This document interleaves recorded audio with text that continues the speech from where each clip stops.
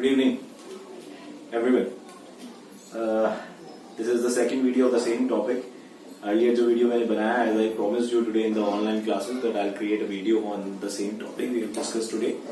वो video थोड़ा सा technical कुछ उसमें problems हो गई. मैंने एक पूरा अच्छा खासा lecture deliver कर दिया and when I saw the complete video, उसमें कुछ error वहाँ दिख गया. वो error upload नहीं किया जा सकता था, तो मुझे दोबारा से वही लेक्चर देना पड़ रहा है. तो this is the third time in one day that I am teaching और telling the same thing again and again and again.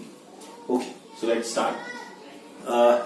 जैसे मैंने उस फर्स्ट वाले वीडियो में भी कहा, अपन थोड़ा सा मैं जहां से कल अपन डिस्कस कर रहे थे उस टॉपिक को थोड़ा पहले लेना चाहूंगा, फिर अपन चलेंगे reproduction process in human being पर.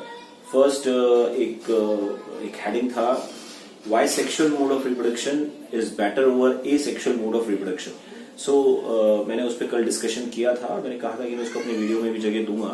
So इसको थोड़ा सा अपने को समझने की जरूरत है. Sexual mode of reproduction asexual mode of reproduction से बेटर का कंसर्न जो है वो कुछ ये है कि एनवायरमेंट जो है हमें अच्छी तरह पता है कि वो अल्टीमेट गाइडिंग फोर्स है हमारी, और वो गाइडिंग फोर्स जो है वो हमारे सर्वाइवल का फैक्टर है. यानी हम अगर environment is keep changing itself, slow and study rate पर अपने आप को चेंज कर रहा है.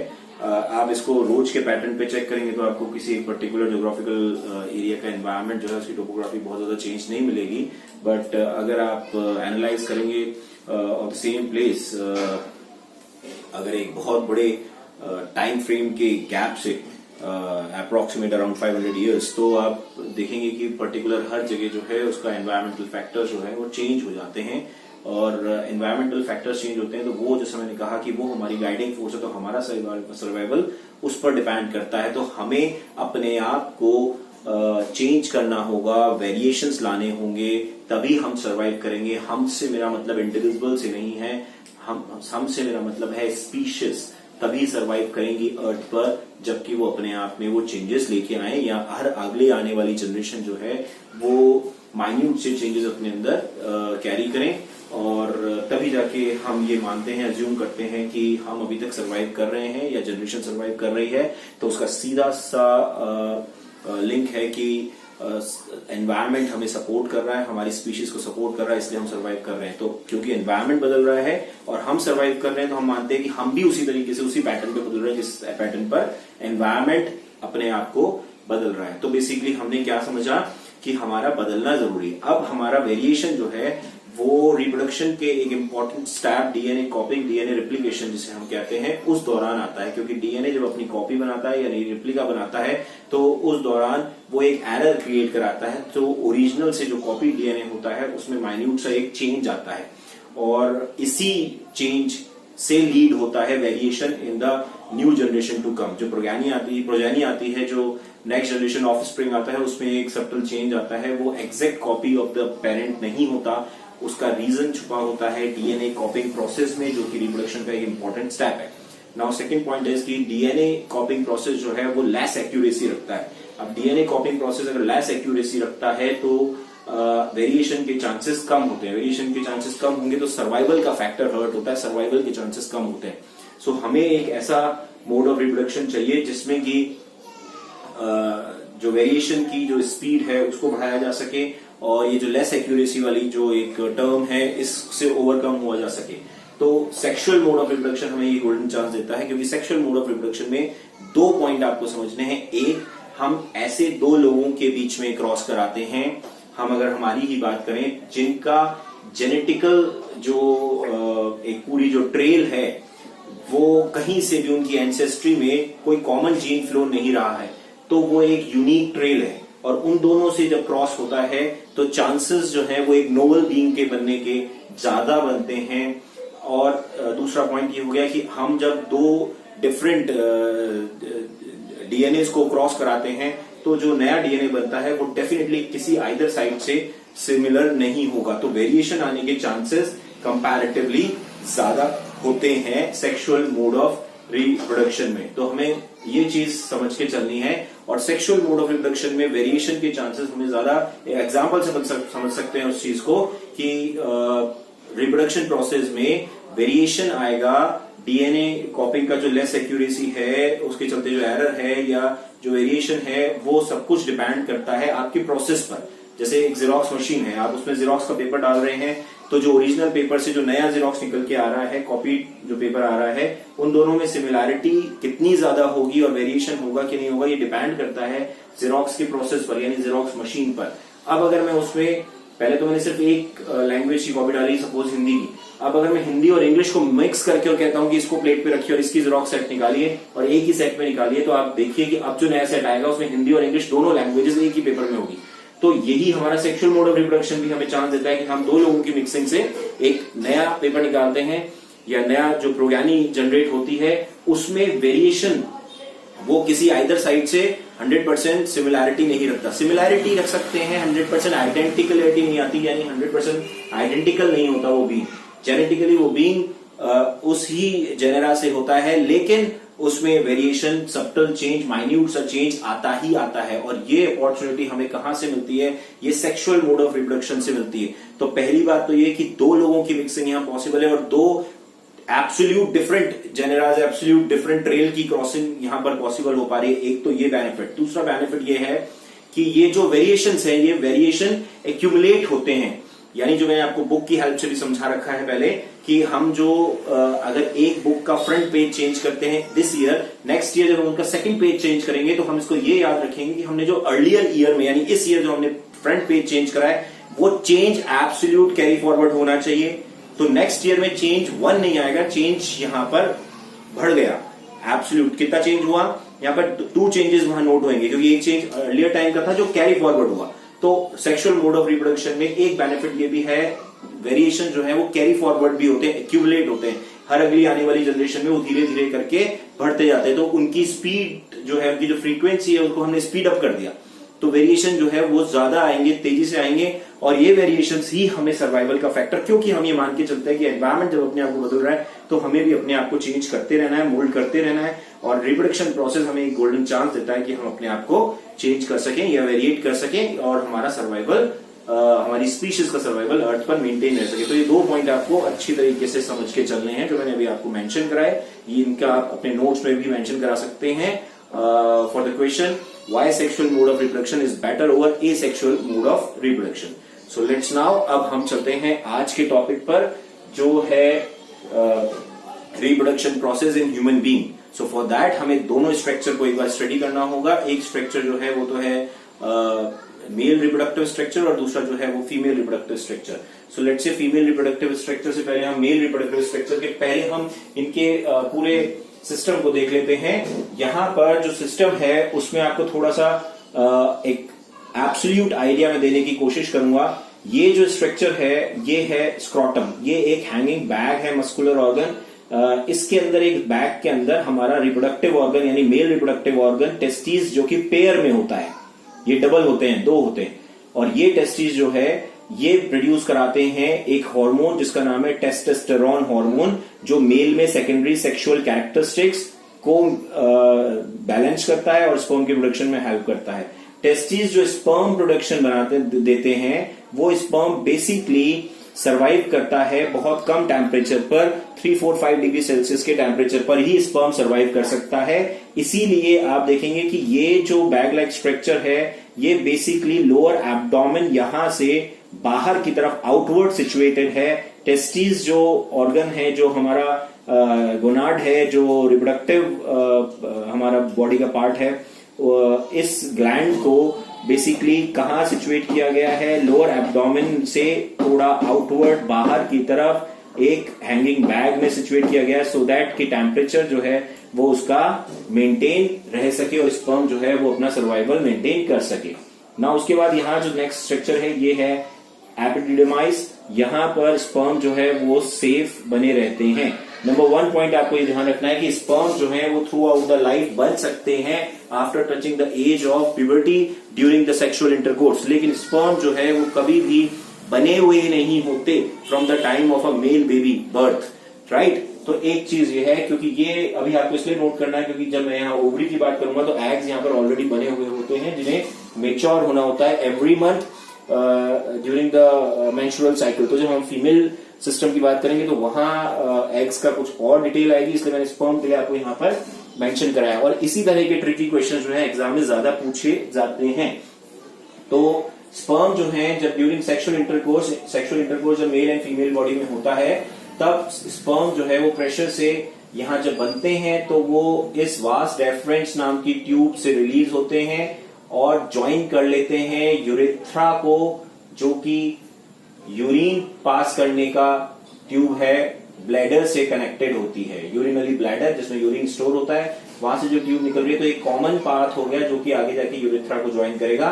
तो इस कॉमन ट्यूब को कौन ज्वाइन कर लेता है? वास डेफरेंस, जिससे कि स्पर्म रिलीज हो रहे हैं। तो स्पर्म उसी रास्ते से बॉडी से, मेल बॉडी से आते हैं जिस रास्ते से यूरिन पास होता है। Doubt clear? अब आई होप दैट मैंने एब्सोल्यूट क्लियर अभी तक यहां समझाया है आपको। आगे देखते हैं कि क्या प्रोसेस है। स्पर्म जो है क्योंकि एक लिविंग सेल है, एक मोटाइल उसको क्वालिटी नेचर ने दे रखी है। स्पर्म को सर्वाइवल के लिए न्यूट्रिएंट चाहिए, एनर्जी चाहिए, क्योंकि वो आगे की तरफ ट्रेवल करेगा, मेल बॉडी स्ट्रक्चर से फीमेल बॉडी स्ट्रक्चर में ट्रेवल करेगा। तो उसको जाने के लिए, आगे की तरफ ट्रेवल करने के लिए एनर्जी भी चाहिए और मीडियम भी चाहिए। तो वो दोनों काम, यहाँ पर एक ग्लैंड प्रेजेंट है, सेमिनल वेसिकल, और ये है प्रोस्टेट ग्लैंड। ये दोनों मिलकर वो फंक्शन परफॉर्म करते हैं। प्रोस्टेट तो एक सीरम प्रोवाइड कराता है, जिससे कि व्हाइट सीरम, जिससे कि स्पर्म जो है उसमें फ्लोट होके आसानी से जो है ट्रेवल कर पाता है। और सेमिनल वेसिकल जो है वो उसको नरिशमेंट प्रोवाइड कराने का काम करते हैं। और उसका सेक्रेशन जो है आप देखेंगे दोनों यहाँ ओपन है, तो सेक्रेशन इसी ट्यूब में आ जाता है और स्पर्म को वो सेक्रेशन में रिसीव हो जाता है और स्पर्म इस तरीके से सर्वाइवल अपना मेंटेन कर पाता है। नाउ जब ड्यूरिंग सेक्सुअल इंटरकोर्स जब कॉपुलेशन होता है, यानी पेनिस जो है जब वेजाइना में एंटर होता है, तब आप देखेंगे कि यहां से स्पर्म जो है वो ट्रेवल करते हैं और ट्रेवल करके वो वेजाइना में एंटर होते हैं। नाउ अब हमने मेल रिप्रोडक्टिव सिस्टम को पूरा समझ लिया है और स्पर्म जो है हमने इधर ट्रेवल करा दिया। तो अब हम चलते हैं पहले फीमेल रिप्रोडक्टिव सिस्टम की तरफ। फीमेल में भी जो रिप्रोडक्टिव ऑर्गन है, जो ग्लैंड है, वो पेयर में है, ओवरी दोनों साइड पर प्रेजेंट होती हैं। ओवरी बेसिकली एग कैरी करती हैं। एग यहाँ बनता नहीं है, एग यहाँ कैरी होता है। Egg already female baby birth time से ही उसके पास प्रेजेंट होता है। सिर्फ उसको after touching the age of puberty, उसको एवरी मंथ एक एग को आइदर साइड ओवरी से, एक मंथ में 28 डेज की साइकिल होती है, मेंस्ट्रुअल साइकिल। एक मंथ में अगर एक साइड की ओवरी से एग मेच्योर हो रहा है तो नेक्स्ट मंथ में नेक्स्ट साइड की ओवरी से एग मेच्योर होगा। ये सब मैं आपको नॉर्मल साइंस या नॉर्मल केसेस में एक्सप्लेन कर रहा हूं, ठीक है। एक्सेप्शंस को हम यहाँ डिस्कस नहीं कर रहे। तो यहां से एग जो है वो मेच्योर होता है। अब मैं आपको यहाँ बताता हूं 28 डेज की जो मेंस्ट्रुअल साइकिल है उसका चैनल आपको मैथ्स को जरा कैलकुलेट करना है और उस 28 डेज की साइकिल को समझना है। तो 28 डेज की साइकिल में यहां से इन डेज का कोई स्ट्रिक्ट कैलकुलेशन नहीं होता, ये बदलते भी रहते हैं और रिस्पेक्टिव बॉडी स्ट्रक्चर के अकॉर्डिंग इनकी डेट्स सेट होती हैं। तो यहाँ जो डे 1 से लेकर 14th डे तक लगभग एग जो है वो मेच्योर होता है और 14th डे पर अप्रोक्सीमेट हम ये मान के चलते हैं कि एग जो है वो इस नेक्स्ट स्ट्रक्चर में आता है जिसका नाम है फेलोपियन ट्यूब। और इस प्रोसेस को बोलते हैं ovulation. I mention again, egg का ओवरी से रिलीज होकर और फेलोपियन ट्यूब में आना इज कॉल्ड एज ओव्यूलेशन। यहां आने के बाद 14th डे पर अप्रोक्सीमेट है ये सारा कैलकुलेशन। यहां आने के बाद एग जो है वो 3 to 4 डेज वेट करता है। वेट किसका करता है? वो वेट करता है स्पर्म का। अगर उसी दौरान, उन 3 से 4 दिनों के दौरान अगर सेक्सुअल इंटरकोर्स होता है और स्पर्म जो है वेजाइना में एंटर होते हैं, और वेजाइना में एंटर होने के बाद क्योंकि स्पर्म फीमेल बॉडी स्ट्रक्चर के लिए एक फॉरेन जर्म सेल है, तो जैसे ही स्पर्म एंटर होते हैं तो पहले तो इम्यूनिटी जो है वो एक्टिव हो जाती है, इम्यून सिस्टम एक्टिव हो जाता है, फाइटिंग सेल्स एक्टिव हो जाती हैं और वो इन स्पर्म्स को किल करने लग जाते हैं, like they fight with the other germ cells when they enter into the body. तो स्पर्म यहां पर किल होने लग जाते हैं। अगर उस अटैक से भी कोई स्पर्म बच जाता है और वो ट्रेवल करता हुआ फेलोपियन ट्यूब में आ जाता है, तो यहां उन 3 से 4 दिनों के अंदर, लगभग 3 से 5 दिनों के अंदर उस एग में वो स्पर्म एंटर होता है और उसको फर्टिलाइज करता है। This is called as fertilization और यहां से प्रेगनेंसी शुरू होती है। तो अगर स्पर्म आता है तो प्रेगनेंसी यहां पर नोट होगी और फिर हम गेस्टेशन पीरियड 9 मंथ्स का फिर उसको डिस्कस करेंगे। लेकिन अभी हम क्योंकि मेंस्ट्रुअल साइकिल पढ़ रहे हैं एक बार के लिए, तो हम मान लेते हैं कि यहां पर उस दौरान सेक्सुअल इंटरकोर्स नहीं हुआ और स्पर्म एंटर नहीं हुआ। स्पर्म एंटर नहीं हुआ तो 3 से 4 दिन और उसने यहां वेट करे, तो 14 and 3 17 18 डेज, तो 17-18 डेज का कैलकुलेशन हम लगभग यहां मान लेते हैं। उसके बाद वो एग जो है रिलीज होकर और यूट्रस में आ जाता है, और यूट्रस के इस स्ट्रक्चर को, जैसे मैंने एंडोमेट्रियम बोला है, ये यूट्रस की वॉल है, इसमें आकर वो स्टिक हो जाता है, और जैसे ही वो यूट्रस की वॉल से स्टिक होता है एक नेचुरल सेंसेशन क्रिएट होता है, जिससे कि ये यूट्रस की वॉल में ब्लड फिल होने लग जाता है। ऐसा क्यों होता है ये आपको जरा मैं नोट करा दूं। मान लीजिए अगर स्पर्म आता और यहां पर फर्टिलाइजेशन होता, तो फर्टिलाइज्ड एग जो है वो एम्ब्रियो की फॉर्म में जब यूट्रस में एंटर होता और वो यहां स्टिक होता, तो उसको नरिशमेंट रिक्वायर्ड था फर्दर ग्रोथ के लिए, और वो नरिशमेंट कौन देता है? फीमेल बॉडी स्ट्रक्चर देगा। ऑब्वियसली फीमेल बॉडी स्ट्रक्चर कहां से देगा? ब्लड के रास्ते देगा। ब्लड जो है वो इस यहां मेम्ब्रेन में आता है और वो उसको फीडिंग करता है, समझ गए? तो यहां पर वो एक नेचुरल प्रोसेस के थ्रू यहां पर अभी भी वही हो रहा है, जबकि हम पढ़ रहे हैं सेक्सुअल मोड ऑफ रिप्रोडक्शन, और यहां पर सिर्फ एग आया है, फर्टिलाइज्ड एग नहीं आया, तो स्पर्म का अभी तक कोई रोल नहीं है। लेकिन क्योंकि वो एग यहां आया है तो ऑटोमेटिकली यहां सेंसेशन आता है और ब्लड वो यहां फिल होने लगता है। ये जो ब्लड यहां फिल हो रहा है या वो जो एग यहां है, ये दोनों ही बेकार गए, क्योंकि किसी तरह का यहां पर प्रेगनेंसी या रिप्रोडक्शन का प्रोसेस संभव नहीं है, पॉसिबल नहीं है एट ऑल, क्योंकि सिर्फ एग है, फर्टिलाइज्ड एग नहीं है। तो यहां वो अगले 6-7 दिन लगभग वो ब्लड फिल होता रहता है। तो आप अप्रोक्सीमेट मान लीजिए अपन ने 18 करा, 18 के बाद अपन 7 और करते हैं, तो ये लगभग 25 डेज हो जाते हैं। तो वो लगभग यहां पर फिल होता रहता है। उसके बाद ये जो टेम्पररी यूट्रस की जो वॉल है, बहुत माइन्यूट सा एक लेयर होता है, वो बर्स्ट होता है और ब्लड रिलीज होता है, और उस ब्लीडिंग के साथ साथ वो एग भी रिलीज हो जाता है, और वेजाइना के थ्रू लगभग 3 से 4 दिन ये प्रोसेस चलता रहता है फीमेल बॉडी स्ट्रक्चर में, जिसे हम पीरियड का आना या मेंस्ट्रुअल साइकिल ओवरऑल कहते हैं। तो 28-29 डेज यहां पर इस तरीके से कैलकुलेट होते हैं। ये प्रोसेस क्यों जरूरी है, ये ब्लीडिंग क्यों जरूरी है? बहुत सिंपल सा है, ऑब्वियस सब पॉइंट है कि वो जो एग यहां आ गया, एवरी टाइम एग जब यहां आएगा फेलोपियन ट्यूब में, तो जरूरी नहीं है कि स्पर्म एंटर हो और प्रेगनेंसी डेवलप हो। Regular pregnancy can harm female body structure, can be जिसे कहते हैं एक सोर्स ऑफ, एक cause of female health hazards बन सकता है वो। तो उससे बचने के लिए हम वैसे भी नहीं चाहते कि एवरी टाइम यहाँ पर प्रेगनेंसी डेवलप हो। तो अगर प्रेगनेंसी डेवलप नहीं होगी और एग यहाँ आएगा, तो एग तो यहाँ वेस्टेज है। तो हम क्या चाहेंगे कि वो एग जो है यहाँ पर वॉश आउट हो जाए, सो दैट कि ये फिर से फ्रेशन अप हो जाए हिस्सा और अगले प्रोसेस के लिए रेडी हो जाए। तो यहाँ पर जैसे ही वो ब्लीडिंग खत्म होता है, वहां से फिर से 0 से 1 डे शुरू हो जाता है, और यहाँ एग मेच्योर होना शुरू हो जाता है, नई साइकिल स्टार्ट होनी शुरू हो जाती है, और यहाँ पर ये मेम्ब्रेन दोबारा से डेवलप होनी शुरू हो जाती है। आई होप मैं अपने आप को एब्सोल्यूट क्लियर करता जा रहा हूं और आपको ये समझ में आ रहा है। नाउ अब हम बात करते हैं गेस्टेशन पीरियड की। अब मान लीजिए ये तो हुआ मेंस्ट्रुअल साइकिल, ये तो उस क्वेश्चन का आंसर हुआ जो पूछा जाता है, what if the egg is not fertilized, what got happened या what gets happened to the egg when it is not fertilized। अगर जब वो फर्टिलाइज नहीं होता, यानी स्पर्म से उसकी मैटिंग नहीं होती, तो उसके साथ क्या होता है? तो मेंस्ट्रुअल साइकिल का हमने प्रोसेस बता दिया। नाउ यहाँ पर अगर स्पर्म एंटर हो जाता है, सेक्सुअल इंटरकोर्स उसी दौरान होता है, तो क्या होगा? तो यहाँ पर फर्टिलाइजेशन होगा, जाइगोट बनेगा। जाइगोट कुछ डेज यहाँ रुककर एम्ब्रियो की फॉर्म में यहाँ आएगा, और यहाँ आकर वो इस वॉल से स्टिक हो जाएगा। जब वो इस वॉल से स्टिक हो जाएगा, तो यहाँ पर यूट्रस की मेम्ब्रेन फिल होने लगेगी और नरिशमेंट मिलने लगेगा उस एम्ब्रियो को। एम्ब्रियो जो है अगले कुछ मंथ जो है इसी तरीके से नरिशमेंट लेता रहेगा। यहाँ मैं आपको बता दूं, एक ट्यूब होती है जो इसी वॉल से कनेक्ट होती है, उसको बोलते हैं प्लेसेंटा। और प्लेसेंटा जो है वो यहाँ पर मदर की फीडिंग को लेकर इस वॉल के रास्ते उस एम्ब्रियो को देता रहता है।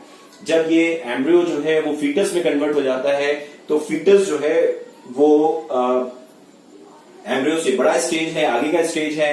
तो फीटस में बेबी के जो बेली है वहां से एम्बिलिकल कॉर्ड स्ट्रक्चर जो है वो जुड़ा होता है, और उस एम्बिलिकल कॉर्ड से प्लेसेंटा फूड जो है वो सप्लाई करता है, ब्लड की फॉर्म में नरिशमेंट मिलता रहता है, और वो नरिशमेंट जो है वो उस बेबी को पूरी तरीके से डेवलप करता है। जब वो बेबी पूरी तरीके से डेवलप हो जाता है, which we called as gestation period, ending of gestation period, तो वो डिलीवरी का टाइम होता है, और वो डिलीवरी यहां से पॉसिबल हो पाती है।